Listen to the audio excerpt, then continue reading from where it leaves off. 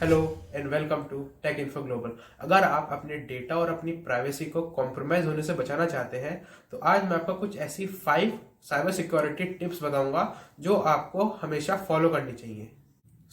First tip ये है, always use strong passwords.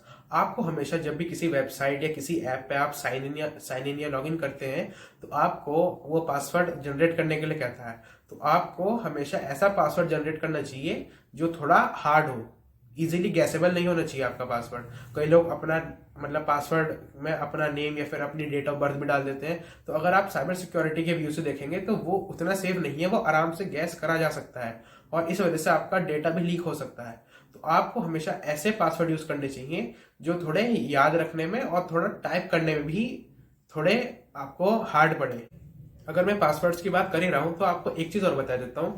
कई लोग अपने पासवर्ड को मैनेज करने के लिए थर्ड पार्टी पासवर्ड मैनेजर्स का यूज करते हैं। अब पासवर्ड मैनेजर ये आपको इजीली प्ले स्टोर पर अवेलेबल हो जाते हैं, गूगल के भी आते हैं और कई और भी आते हैं। तो उनका काम ये होता है पासवर्ड मैनेजर्स का, वो जो आप पासवर्ड जनरेट करते हैं वो उसको सेव कर लेते हैं। आपको पासवर्ड को रिमेंबर करने की जरूरत नहीं होती है। तो इसको आपको यूज नहीं करना चाहिए, क्योंकि अगर मैं आपको एक बात बताऊं, जो जितने भी वर्ल्ड में सिस्टम है वो कोई भी पूरी तरह सिक्योर नहीं है। अगर मान लीजिए जिस ऐप का आपने यूज करा है अपने पासवर्ड को सेव करने के लिए, अगर मान लीजिए उसका ही डेटा लीक हो गया तो आपका पासवर्ड।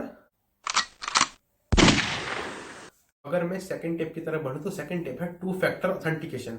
तो ये टू फैक्टर ऑथेंटिकेशन, इसको हम टू फैक्टर वेरिफिकेशन भी बोलते हैं। तो ये क्या होती है, मान लीजिए इसको एग्जांपल देके मैं समझाता हूँ। मान लीजिए आपके पास एक फोन है, उसमें आप अपना गूगल अकाउंट यूज करते हैं। अब आप चाहते हैं कि आप अपना गूगल अकाउंट किसी और डिवाइस में भी एक्सेस कर पाए। तो आप उस डिवाइस में जाके अपना गूगल अकाउंट ऐड करेंगे। ये तो आप उसमें तब ऐड करेंगे, आप अपनी ईमेल आईडी डालेंगे, फिर आपसे पासवर्ड मांगेगा। पासवर्ड मांगने के बाद अगर आपने अपना टू फैक्टर ऑथेंटिकेशन ऑन कर रखा है तो जिस डिवाइस में आप अपना अकाउंट ऐड कर रहे हैं तो वो आपसे एक आपकी आइडेंटिटी कंफर्मेशन मांगेगा। वो एक 4 डिजिट का कोड हो सकता है जो आपके उस डिवाइस में आएगा, जो आपके फोन में आएगा, क्योंकि आपने जो आपका फोन नंबर है वो आपने अपने गूगल अकाउंट से लिंक कर रखा है। क्योंकि तब आप टू फैक्टर ऑथेंटिकेशन ऑन करेंगे तो वो आपसे आपका फोन नंबर भी मांगेगा। मैं बताऊंगा अभी आगे कि इसको कैसे ऑन करना है। तो वो आपसे आपकी एक आइडेंटिटी कंफर्मेशन मांगेगा। तो जैसे ही आप वो कोड अपने जिस डिवाइस में आप अपना ऐड कर रहे हैं वो फिल कर देंगे तो आपका अकाउंट ऐड हो जाएगा। तो ये होती है टू फैक्टर ऑथेंटिकेशन। यानी अगर आपका पासवर्ड मान लीजिए किसी को पता भी चल गया है तो वो आपकी परमिशन के बिना आपका अकाउंट एक्सेस कर ही नहीं सकता है, क्योंकि तब वो एक्सेस करने जाएगा, पासवर्ड डालेगा, पासवर्ड डालने के बाद एक कंफर्मेशन और मांगी जाएगी, वो तो आपके डिवाइस में आएगी ना, आपके फोन में। तो इसका ये फायदा है, अगर आपका पासवर्ड लीक भी हो गया तो भी आपको इतना कोई टेंशन लेने की जरूरत नहीं है, आपका डेटा कहीं नहीं जाएगा।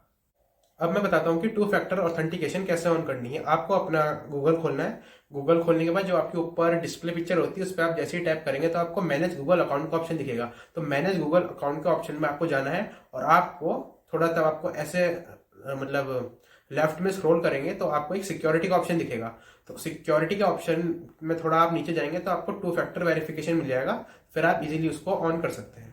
अब बढ़ते हैं थर्ड टिप की तरफ। तो थर्ड टिप ये है, use VPN on public wifi.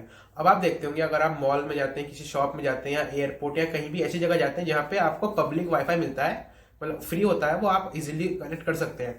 तो अगर वैसे तो आपको कभी भी अगर कहीं पब्लिक वाईफाई है आपको कभी भी उनसे अपने फोन को कनेक्ट नहीं करना चाहिए। अगर आप कर रहे हैं, कुछ ज्यादा ही इमरजेंसी है, तो अगर आपको करना पड़ता है तो आपको हमेशा वीपीएन यूज करना चाहिए। वीपीएन यानी वर्चुअल प्राइवेट नेटवर्क।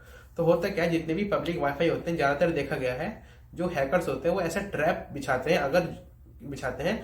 अगर आप उस वाईफाई से कनेक्ट करके कोई भी वेबसाइट विजिट करते हैं या फिर कोई भी बैंकिंग से रिलेटेड वर्क करते हैं तो वो सारा वर्क उनको बड़े इजीली विजिबल हो जाता है। जो भी आप अपने पासवर्ड डालेंगे टोटल वर्क बड़े इजीली।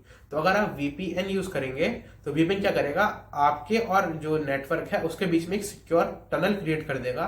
तो आप जो भी अपना वर्क करेंगे वो जो हैकर्स हैं जिन्होंने वो ट्रैप बिछाया उनको विजिबल नहीं हो पाएगा कि आप अपने फोन में क्या कर रहे हैं। क्योंकि वीपीएन क्या करता है, आपको जो आपका लोकल सर्वर से हटा के एक किसी ऑल्टरनेटिव सर्वर से कनेक्ट करता है। तो उससे क्या होता है, एक सिक्योर टनल और आपके डेटा को इनक्रिप्ट भी कर देता है वो। तो इसलिए आपका जो डेटा है वो एक तरह से लीक होने से और किसी और को विजिबल होने से बच जाता है। तो हमेशा आपको एक अच्छा वीपीएन यूज करना चाहिए। वीपीएन कई फ्री भी आते हैं और कई वीपीएन पेड भी होते हैं। अगर हम कंपैरिजन करें कि पेड और फ्री, तो जो पेड होते हैं वो तो और अच्छे होते ही हैं, लेकिन फ्री भी अच्छे होते हैं। आप कोई भी वीपीएन इजीली प्ले स्टोर से डाउनलोड कर लीजिए और यूज कर सकते हैं। अपने डेटा को सेफ एंड सिक्योर रखने की fourth and very important tip बताता हूँ आपको। वो टिप है कि आपको हमेशा जो आपके एप्स हैं, जो आपके फोन में सॉफ्टवेयर, आपको रेगुलरली अपडेट करना चाहिए।